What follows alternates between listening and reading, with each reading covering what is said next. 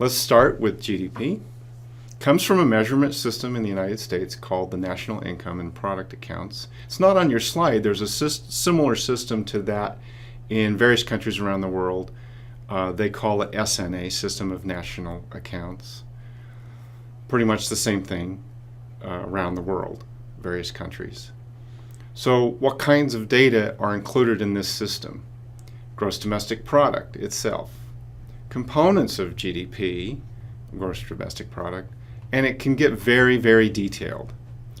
Price deflators, or prices for each of those components, are also included in this data set. Then there's personal income, and there's various kinds of personal income, right? Personal income can come from wages or somewhere else, and the full breakdowns of personal income are available, as well as outlays, household outlays. Then there's corporate profits, and that's broken out a number of ways. We have the government sector is next. Receipts, expenditures, various kinds of receipts and expenditures. Then there's savings and investment data, and then foreign transactions. So what you might realize by now, and if you don't, I'll let you know, this is a big, big data set. Thousands of variables. Measured quarterly since 1947, measured annually since 1929. A lot of data here, and it's for free. It's at bea.gov. Okay, let's talk about GDP itself for a minute. It's a broad measure of economic activity. It's the broadest measure that's typically used both in economic analysis and as watched by financial markets. It's available at either the quarterly or annual frequency, but not at the monthly frequency. I'll talk more about that.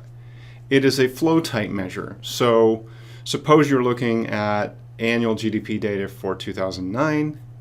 What I mean by saying it's a flow indicator is it takes activity that might be happening in January of 2009 as well as what's happening in February of 2009 and all the way through all 12 months.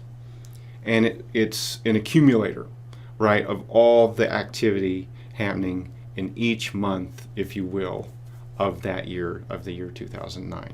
So that's what we mean by a flow indicator. It measures the market value of things, or it attempts to.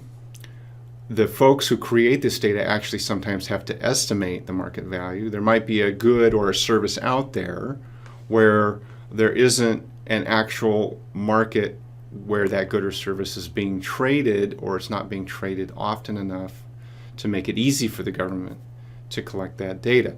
So sometimes they estimate the market value. And the other point is it's both goods and services. So goods include computers, combs, cars, flashlight, and services. Examples of services: haircuts, laundering services, dog daycare services, and a whole variety of other things. In recent decades in the United States economy and in many developed economies, services have grown a lot more rapidly than goods. And so the services share of GDP has become much, much larger in the United States. Last thing for this slide, the GDP data are estimated. We would like to know exactly what GDP is, but we do not. The government estimates that number.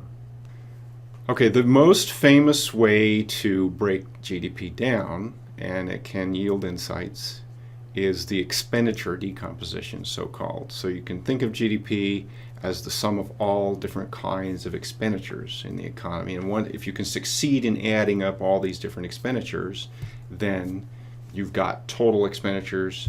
That's also GDP.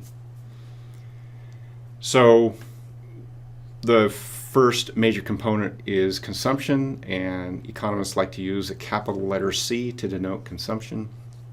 The next is investment, capital letter I for investment, and then the next is government expenditures. We use a capital G for that. Then we have the foreign sector, and we use a capital NX for that. That stands for net exports. So another way to think about C, I, G, and NX is who is it that's doing the spending? So for C, or consumption, that's households. For I, that's firms. For G, that's the public sector. So let's go back to C and I. Both C and I are private sector. Private sector households first, private sector firms second. G is public sector.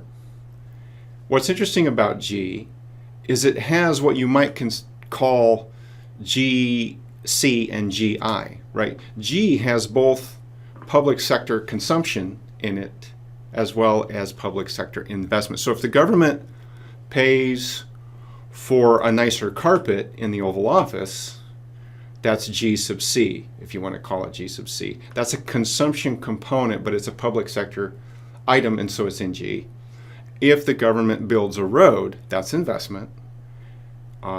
That's like GI, if you will, but that's also in G. Okay, so consumption and investment on the private sector side are split out according to this formula, but they are not for the government. Then there's the foreign sector. So net exports is defined as exports minus imports. And we subtract imports because it's not the market value of goods and services produced in this country. That's part of the definition of GDP. It's produced somewhere else. And if we're spending money on it, economists say, well, you have to subtract that out. So that's what we do. It's exports minus imports.